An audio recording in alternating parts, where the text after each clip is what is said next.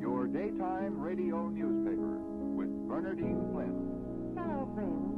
This is Bernardine Flynn bringing you another...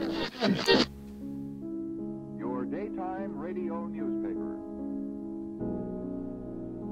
Your daytime radio newspaper.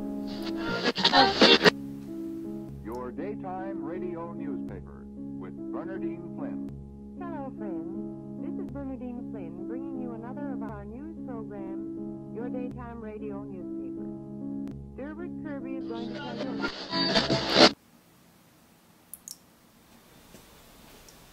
Action!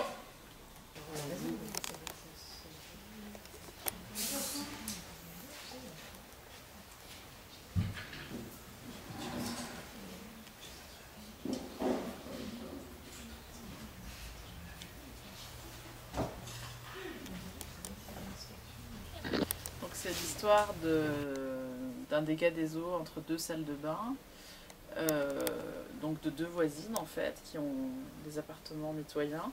Et en fait le dégât des eaux est tellement important qu'il finit par créer un trou. Et en fait il y a une des voisines qui va commencer à espionner l'autre dans sa salle de bain, et l'autre, quand elle le comprend, elle accepte ce jeu de voyeurisme. Et voilà, s'instaure entre elles une relation de voyeurisme et d'exhibitionnisme. Action!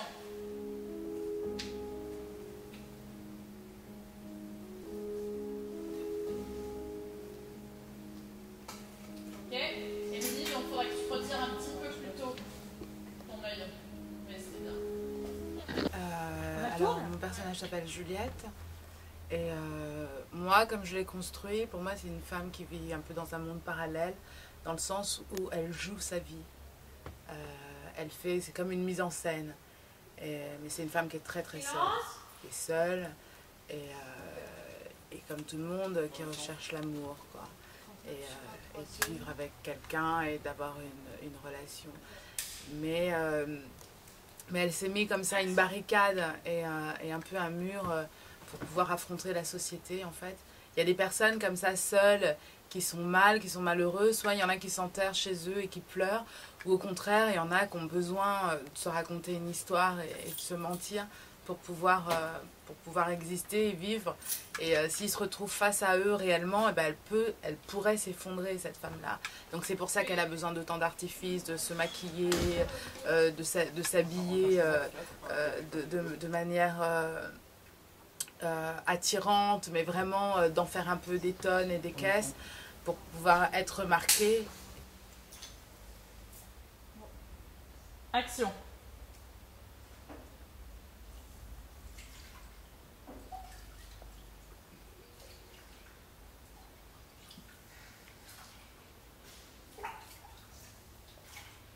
Coupé.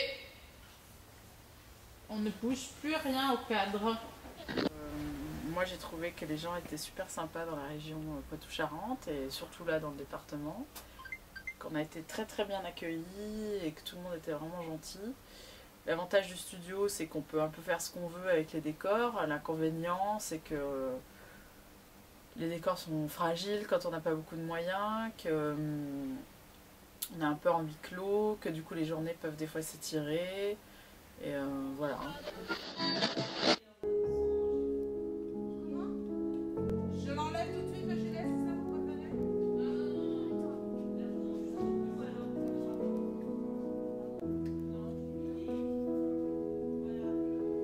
Comme ça? Oui, dis-moi. Mais je l'enlève si tu veux. Tu vois la nuisette là?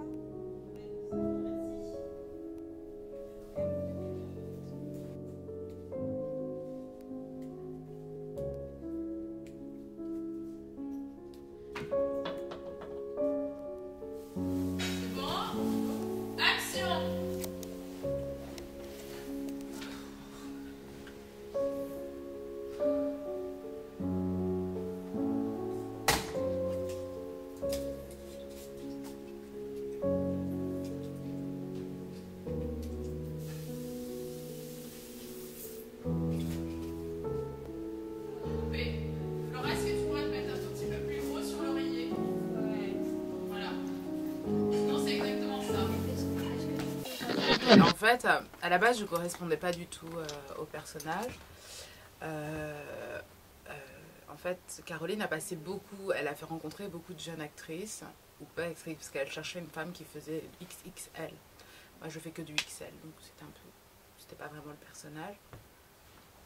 Et donc, du coup, Émilie, avec qui j'avais déjà tourné et que je connaissais, qui est l'autre actrice du film, qui joue le personnage de Camille, lui a parlé de moi. Et elle pensait que je pouvais faire l'affaire.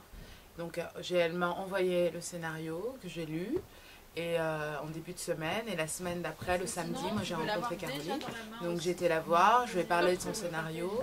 Et plus j'en parlais, et plus il se passait quelque chose en moi et tout. Et du coup, une semaine après, elle m'a appelé pour me dire qu'on pourrait travailler ensemble. Ok, silence. Moteur. Tour de son, clap de fin. Action.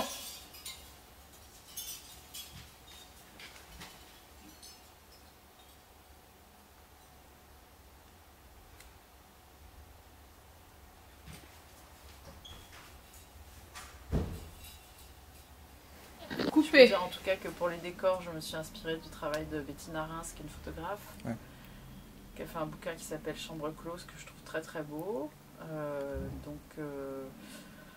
Voilà, et puis j'avais vraiment envie de faire un film dans des décors confinés, un huis clos un peu bizarre ou anachronique, on ne sait pas à quelle époque on est, qui sont les personnages. Pour moi c'est un peu un conte, c'est pas du tout réaliste.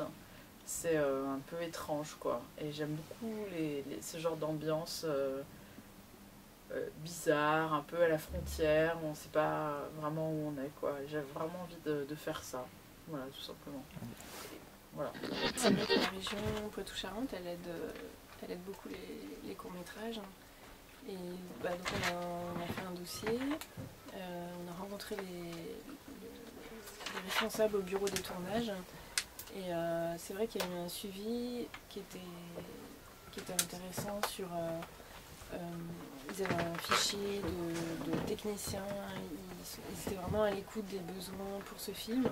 Et on sent qu'il y a un vrai suivi pour les courts-métrages et qui s'intéressent vraiment au projet, de comment ça se passe, faire vraiment une activité cinématographique dans la région.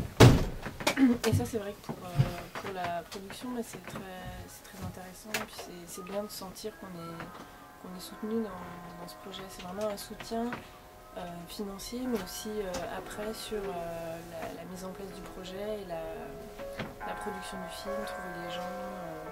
Ça c'est vrai que c'est très important dans cette région. Action.